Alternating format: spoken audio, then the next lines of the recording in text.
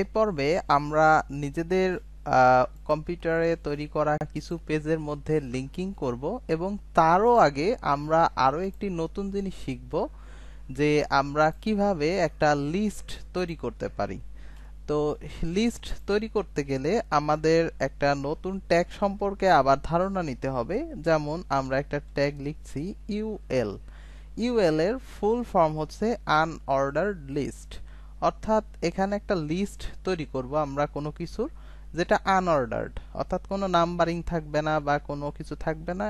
এটা এখন আমরা লিস্ট এলআই এটা দিব এবং এর মধ্যে লিখলাম এটা হচ্ছে লিস্ট 1। তো এটাকে আমি একটু ডুপ্লিকেট করছি দুইবার। তো এখানে লিখলাম হচ্ছে লিস্ট 2 এবং তারপরে এখানে লিখলাম লিস্ট 3। তো এটা লিখে সেভ করলে আমাদের ওয়েবসাইটে আসলে কি ধরনের পরিবর্তন আসবে বা আমাদের পেজের মধ্যে কি পরিবর্তন আসবে এখন দেখতে পাচ্ছেন যে এখানে একটা লিস্ট তৈরি হয়েছে, যেটা এরকম ভাবে ডটের পাশে এরকম ভাবে আসছে। তো এটা আমরা আরো একভাবে লিখতে পারি, যেটাকে বলা হচ্ছে অর্ডারড লিস্ট। তো এই ক্ষেত্রে আমাদের এটা লিখতে হবে হচ্ছে ওএল। ওএল এর মধ্যে ঠিক একই ফরম্যাটে এখানে আমাদের তথ্যগুলো থাকবে। তো এইটা যখন করব আমরা, কিন্তু সেক্ষেত্রে এখানে আমাদের নাম্বারিং চলে আসবে 1 2 3। তো আমরা এটাকে চাইলে রোমান সংখ্যায়ও কিন্তু লিখতে পারি। সেক্ষেত্রে আমাদের ওএল এর পরে এখানে নতুন একটা অ্যাট্রিবিউট যুক্ত করতে হবে, যার নাম হচ্ছে টাইপ। তো টাইপে এখানে আমরা যদি ট্যাব প্রেস করি তাহলে দেখতে পাচ্ছি কয়েকটা অপশন রয়েছে। এখানে দেখতে পাচ্ছেন বড় হাতের এ, ছোট হাতের এ, ইটালিকের জন্য বড় হাতের আই বা ছোট হাতের আই এবং 1, এরকম 5টা টাইপে আমরা কিন্তু এটাকে লিস্ট করতে পারছি। তো আমরা যদি রোমান সংখ্যায় ছোট হাতের এটা দেই তাহলে এখানে দেখতে পারবো যে আমরা কিন্তু রোমান সংখ্যায় এখানে একটা লিস্ট পেয়ে যাচ্ছি। ঠিক একইভাবে আমি যদি এখানে বড় হাতের এ দিই তাহলে এখানে কিন্তু অটোমেটিক্যালি বি সি এরকম চলে আসবে। এবং আমি যদি এখানে লিস্টের সংখ্যা অটোমেটিক্যালি বাড়াতে থাকি তাহলে কিন্তু এটা তার যে সংখ্যাগুলো নেওয়ার দরকার এগুলো নিয়ে নিবে, বা এখানে যে অক্ষরগুলো নেওয়ার দরকার সেগুলো কিন্তু নিয়ে নিচ্ছে। তো এছাড়াও বিশেষ আরো এক ধরনের লিস্টের অপশন রয়েছে, যেটাকে বলা হচ্ছে ডিটেলস লিস্ট বা ডিএল। তো ডিএল এর মধ্যে আমরা সাধারণত যেটা করি, প্রথমত একটা ট্যাগ লিখি ডিডি। তো এর মধ্যে ডিটি, অর্থাৎ এখানে আমাদের ডেসক্রিপশন বা ডিটেলস টেক্সট। তো আমরা এখানে লিখলাম হচ্ছে সাপোজ এটা হচ্ছে এইচটিএমএল এর একটা পর্ব। তো এই এইচটিএমএল এর একটা পর্বে আমরা কি শিখব, তো সেটা আমি এখানে ডিডি ট্যাগের মাধ্যমে লিখলাম যে আমরা এখন শিখব হচ্ছে লিস্ট করা। তো এখানে লিখলাম, লিখে সেভ করলাম। করার পরে ওয়েবসাইটে আসলে দেখতে পাচ্ছি যে এইচটিএমএল একটা চ্যাপ্টার, যে চ্যাপ্টারের মধ্যে আমরা লিস্ট করা শিখছি।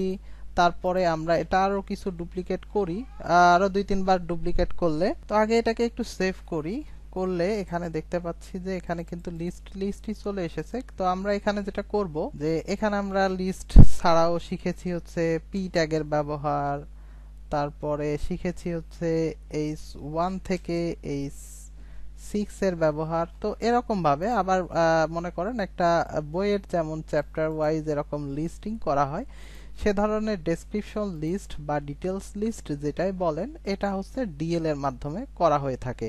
তো এক্ষেত্রে আপনি চাইলে এর মধ্যে আরো কিছু চ্যাপ্টার অ্যাড করতে পারেন। যেমন আমরা এখন হচ্ছে এটাকে ডুপ্লিকেট করি।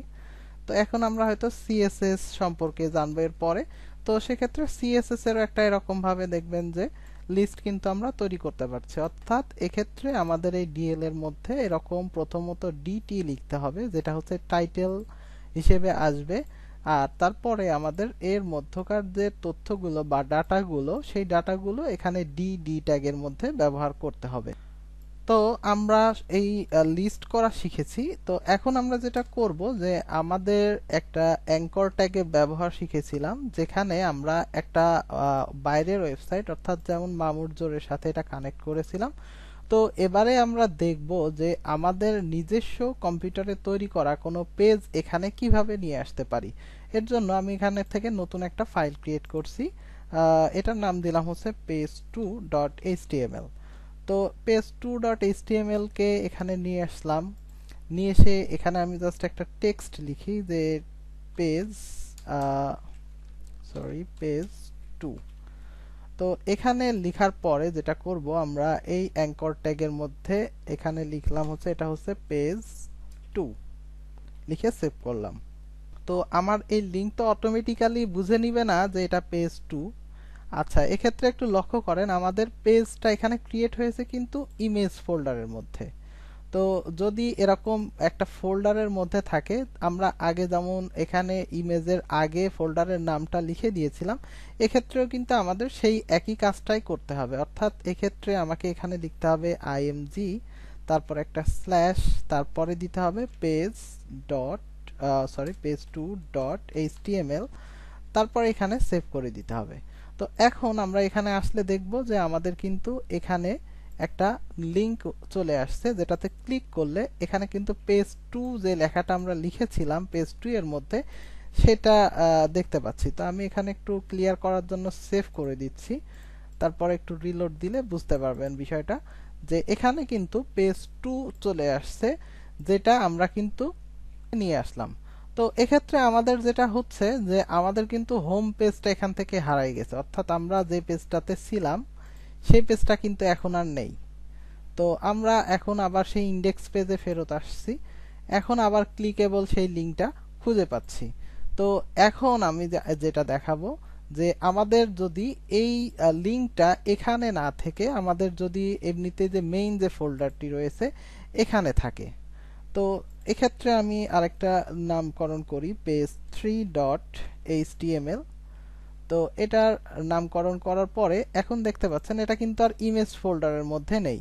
তো আমি এখানে টেক্সট লিখে দিই, text for page, okay, page 3, এবং এটাকে আমরা এই যে হোম পেজ অর্থাৎ ইন্ডেক্স যে পেজ এখানে এসে লিংক করে দিচ্ছি। এখানে লিখব পেজ 3, কিন্তু এখানে কিন্তু আর ইমেজ রাখার প্রয়োজন নেই, কারণ এইটা কিন্তু কোনো ফোল্ডারের মধ্যে নেই, অর্থাৎ এখানে ইন্ডেক্স পেজ যেখানে রয়েছে এখানে পেজ 3টাও সেখানে রয়েছে।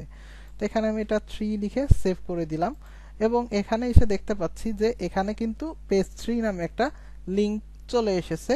তো এখন আমরা আবার এটা ক্লিক করলে এটা পেজ 3 ওপেন হবে, কিন্তু এইবার আমরা চাচ্ছি যে পেজটা এখানে ওপেন না হয়ে নতুন আরো একটা ট্যাব এখানে ক্রিয়েট করে সেখানে ওপেন হোক। তার জন্য আমাদের এখানে লিখতে হবে টার্গেট নামে একটা নতুন অ্যাট্রিবিউট, এবং যার ভ্যালু হবে ব্ল্যাঙ্ক।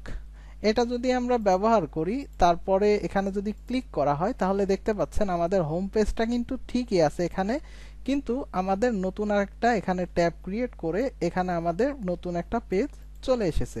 তো এইভাবে আমরা নিজেদের ওয়েবসাইটের বিভিন্ন পেজের মধ্যে খুব সহজেই লিংকিং করে ফেলতে পারি, এবং আমরা চাইলে কিন্তু এটাকে লিস্ট আকারে দেখাতেও পারি, যে মেনুটা লিস্ট আকারে সুন্দরভাবে থাকবে। তো আমি এটাকে ULLI এর মধ্যে নিয়ে যাই, এলআই এর এটা এখানে কপি কাট করে নিয়ে এখানে পেস্ট, এখানে আরেকটা এলআই নিচ্ছি, তো এখানে এটাও নিয়ে আমরা কাট করে এখানে পেস্ট করে দিলাম। এখন এটাকে আমি সেভ করিনি, এখানে দেখেন যে আমরা যদি হোম পেজটাতে আসি এটা পাশাপাশি আছে, তো এখন সেভ করে দিলে এটা কিন্তু এখানে চলে আসবে। তো এইভাবে আমরা চাইলে এটাকে লিংক করে ফেলতে পারি। তো এখানে যেটা হচ্ছে দেখতে পাচ্ছেন যে এর মধ্যে কিন্তু আমরা শুধু একটা পেজের মানে নাম ব্যবহার করতে পারতেছি বা লিংক ব্যবহার করতে পারতেছি, বিষয়টা এমন না। আমরা চাইলে এখানে আমাদের একটা ইমেজও কিন্তু ব্যবহার করতে পারি। আমি ইউএল এর এটার বাইরে এসে নতুন একটা অ্যাঙ্কর ট্যাগ নিচ্ছি। তো এখানে আমাদের একটা ইমেজ রয়েছে মাই ইমেজ নামে অলরেডি। তো আমি এই অ্যাঙ্কর ট্যাগের মধ্যে একটা ইমেজ নিচ্ছি, যেটা হচ্ছে img স্ল্যাশ এই যে মাই ইমেজ, এটা সাজেশনে চলে এসেছে। তো এখানে আমি জাস্ট লিখে দিলাম ক্লিক মি। তো এখানে ক্লিক মি লিখে এখন সেভ করার পরে এখানে কিন্তু এখানে যেটা দেখতে পাচ্ছেন একটা নতুন টেক্সট চলে এসেছে। তো আমি চাচ্ছি ইমেজটা সেম পেজে ওপেন না হয়ে নতুন আর একটা পেজে আসুক, এজন্য আমি সেম জিনিসটাকে কপি করতেছি এবং এখানে পেস্ট করে দিচ্ছি। তো এখন আমি ক্লিক করি, করলে এখন দেখতে পাচ্ছেন আমাদের ইমেজটা কিন্তু ওপেন হয়ে যাচ্ছে, এবং ইমেজটা খুব সুন্দরভাবে এক ক্লিকের মাধ্যমে আমরা ওপেন করে ফেলতে পারছি। আবার এখানে যেটা করতে পারি যে ইমেজটাকে আমরা কোনো লিংকে বসাই দিতে পারি। যেমন আমি যেটা করব, এখানে এখন এইটাতে বসাবো না, আমরা এই ক্লিকের যে টেক্সটটা রয়েছে এর পরিবর্তে এখানে আইএমজি ট্যাগ ব্যবহার করব। অর্থাৎ আমরা কিন্তু অ্যাঙ্করের মধ্যে অন্য কোনো এইচটিএমএল ট্যাগও ব্যবহার করতে পারি। তো এখানে যেটা হবে, এখন আমাদের এই হোম পেজে একটা ইমেজ আসবে এবং যে ইমেজটা ক্লিকেবল, অর্থাৎ এটা ক্লিক করা যায়। তো ক্লিক করলে কোথায় যাবে, আমি যদি এখন এটাকে বলে দেই যে তোমার ডেস্টিনেশন হচ্ছে কোথায়, mamurjor.com-এ, তাহলে এখানে আমি লিঙ্কটা দিয়ে দিলাম। তাহলে কি হবে যে এখানে আমাদের যে ইমেজটা রয়েছে সেটাতে ক্লিক করলে এটা নতুন একটা ট্যাব ওপেন করে একটা লিঙ্কে ওপেন করবে। অর্থাৎ এইভাবে আমরা চাইলে যে কোনো একটা ইমেজকে, অথবা এখানে আমি h1 লিখতে পারি, লিখে h1 এর মধ্যে লিখলাম যে টেক্সট। তো এখানে কিন্তু এটাকেও আমরা ক্লিকেবল করে ফেলতে পারি। অর্থাৎ একটা অ্যাঙ্কর ট্যাগের মধ্যে যে শুধুমাত্র আমরা এরকম টেক্সট বসাতে পারি বিষয়টা এমন না, এখানে আমরা অন্য কোনো এইচটিএমএল ট্যাগও বসাতে পারছি, আবার এই লিঙ্কের এই জায়গাটাতে আমরা ইমেজও বসাতে পারছি, আবার এমনিতে অন্য কোনো লিঙ্ক বসাতে পারছি বা কোনো পেজের নামও বসাতে পারছি। তো এটা বেশি বেশি প্র্যাকটিস করে আয়ত্ত করুন। পরবর্তীতে আমরা আরো বেশ কিছু বিষয় সম্পর্কে আলোচনা করব। সে পর্যন্ত সবাই ভালো থাকুন। ধন্যবাদ।